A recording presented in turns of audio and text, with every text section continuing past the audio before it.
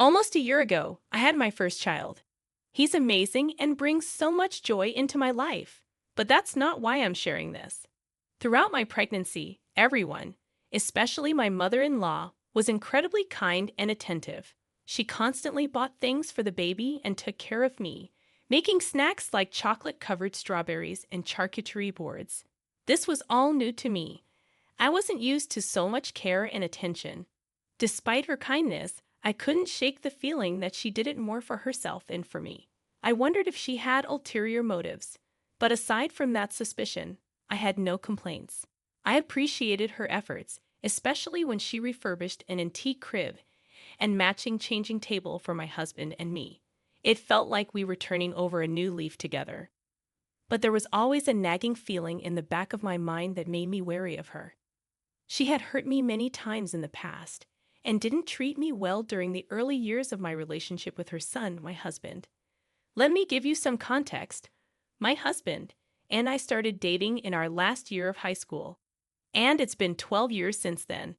It was clear from the beginning that she wasn't thrilled about her son dating me. In fact, she seemed disgusted by me. I should mention that I'm from a different cultural background than my husband, and she would make subtle comments about the color of my skin and my family name. I felt like an outsider in my own husband's family, constantly tiptoeing around his mother. When I visited their home, she wouldn't even greet me. And during dinner, she'd set the table for just my husband, his father, his sister, and herself, leaving me to fetch my own utensils from the cupboard. Once I brought over a bag of clothes and purses that I no longer used, intending to donate them. My sister-in-law and I were sorting through them in the living room when my mother-in-law came home and saw us. She asked why we were rummaging through the trash, addressing my sister-in-law. My sister-in-law explained that I had brought them over for her to choose from before I got rid of them. Then, my mother-in-law snapped at her. She said she didn't want us going through the old stuff, and she forcefully took the bag from our hands and threw it over the fence where the garbage was. I was stunned, just sitting there in shock, watching her actions. My sister-in-law looked at me apologetically, but I reassured her that she didn't need to apologize to her mom. Later, my mother-in-law told my sister-in-law to go upstairs, leaving me alone in the living room until my husband came home from hockey practice. Things didn't get any better when it came to our graduation. My mother-in-law didn't want us going together. My husband even told me that she said he shouldn't look back at pictures of us together at graduation because there were prettier girls he could go with. He stood up to her, saying that her threat to stop paying for his hockey gear was ridiculous because the money wasn't hers to spend anyway. It was hilarious when my father-in-law chimed in and agreed with him. Then, when we went shopping for a suit for my husband, his mom didn't want me to come along. She tried to dictate that he needed to maintain a certain grade to stay with me and threatened not to pay for our limos for graduation. We went to different high schools, so we had separate graduations. After we graduated, my husband went away to play hockey during the winter. The only times I could see him were during away games or when I drove to the city where he was stationed. But even during those visits, his mom would ignore me completely, acting as if I wasn't there. She even tried to set him up with other girls, saying she found a beautiful girl at her work who was interested in him. My husband was baffled and told her that he's already dating someone he loves. She did this at almost every away game in the early years. I was at my thinnest because of an eating disorder I was struggling with at the time. Despite that, my mother-in-law still made comments about my body, particularly my butt and hips. Those insecurities about my body just wouldn't go away. She even talked to my sister-in-law about how she thought I was fat and ugly and didn't understand why her son was with me. Of course, my sister-in-law would tell me all of this. She would even ask my sister-in-law if she had any friends who could date my husband. Fast forward to when I gave birth. My in-laws rushed to the hospital immediately. I ended up needing an emergency C-section, and when I was being wheeled into my hospital room after the surgery, I saw my in-laws at the nurse's desk, asking if I was out yet. They tried to get into the room, but the nurses told them they couldn't come in until they were finished checking on me. They'd waited outside the room, which already struck me as odd. While the nurses were attending to me, they took our son out to get him checked and vaccinated. When they'd brought our son back into the room, my in-laws followed.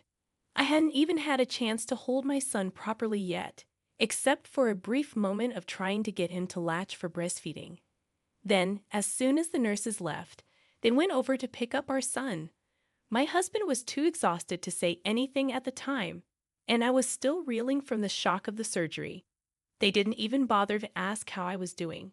They were just focused on holding and smiling at our son. They actually ignored me completely, directing all their questions and attention to my husband.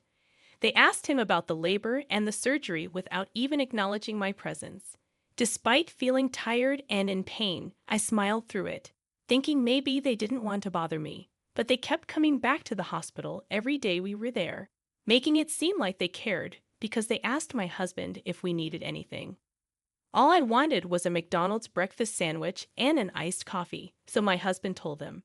They said they were on their way, but when they arrived, they brought some strange Chinese food buffet instead.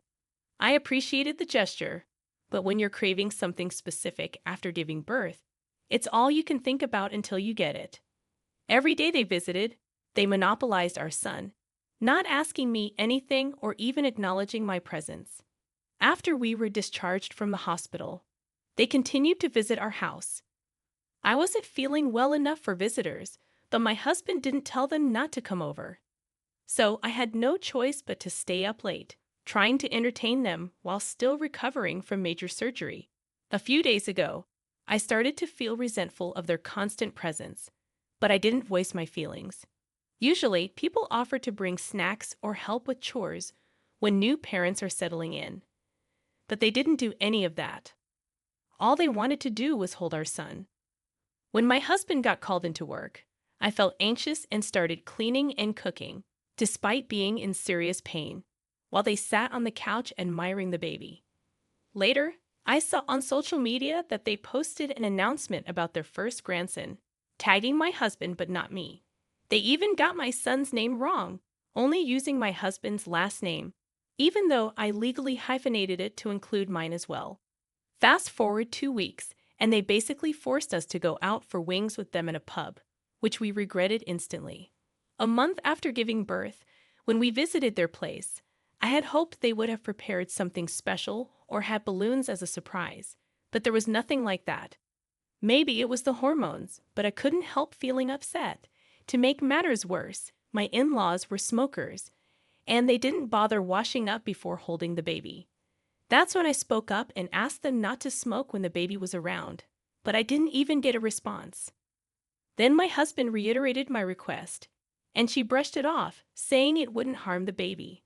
I was about to speak up again when my husband intervened, saying we wouldn't come over if they didn't respect my wishes. Finally, she agreed, but it felt like my husband cared more about keeping them happy than respecting my needs. We were visiting them every other day, and each time they would take the baby away from me, which was overwhelming and frustrating. It made me feel awkward. Not only that, but they would show up at our place at 8 p.m. to see our son, disrupting our attempts to establish a bedtime routine. Sometimes they would arrive late, and our son would get a second wind, making it hard for him to sleep until 10 p.m. I had to ask them to come by before 7 p.m. because we were trying to set a sleep schedule for our son. She would respond by saying they didn't do anything like that when my husband was a baby, but I would explain that times have changed, and this is what we've chosen to do. So now that I've started going back to work a few days a week, my mother-in-law insisted on me bringing the baby over to their place instead of her coming to ours. She said I could work in their office, which was actually a nice setup, and I was grateful for their help and support. But one time, she was having trouble putting the baby to sleep. I suggested that maybe he was hungry, so I went to make a tea and realized she hadn't fed him his lunchtime bottle, and it was already way past the time he was supposed to have it. I brought the bottle upstairs and suggested she give it to him, but she gave me a nasty look and snapped at me, saying she knew what she was doing. I insisted gently, saying that he probably needed to eat to sleep, but she got defensive and slammed the door in my face, locking it with my son inside. I couldn't believe she'd done that. My son was screaming, and I was furious, but I tried to stay calm. I knocked on the door and asked her to open up, offering to help, but she told me to leave her alone. I refused to back down, knocking harder and pleading with her to open the door, but she ignored me. Then I tried even harder to get her to open the door, banging on it and using my body to try to force it open. Meanwhile, my son was screaming and crying so hard that he started choking and coughing. I was desperate, so I threatened to call the police if she didn't open up. When she still didn't respond, I dialed 911. The police arrived and instructed her to give me back my baby. They didn't do much else except warn her that she could be investigated for harming a child. They asked if I wanted to press charges, but I decided not to. I told my husband what happened, and he's furious. Now I'm torn. Should I press charges? Am I overreacting? Is this just some kind of postpartum rage? I need help figuring out what to do. Update. My husband took the situation very seriously, and he's just as fed up as I am. I can't believe I let it go on this long. When we got back home and my husband saw the condition of our son, he called his parents and gave them a piece of his mind. He told them they'll never see our son again. We cut off all contact with them right away. My husband didn't want to take any chances with our baby's safety. He said it's not just about us anymore. It's about protecting our son, and he's absolutely right. Our poor baby cried so much that he broke blood vessels in his eyes, and now half of his face is swollen. I feel like a failure for not breaking down that door. Social services even investigated us, which was stressful. I went back to the police and told them I wanted to press charges for child endangerment. They had to take pictures of my son for evidence and took statements from both my husband and me. My father-in-law called my husband multiple times today, but the voicemails all said my mother-in-law finally got arrested after he finished hurling insults at us. It's not my problem anymore. That awful woman is finally getting what she deserves.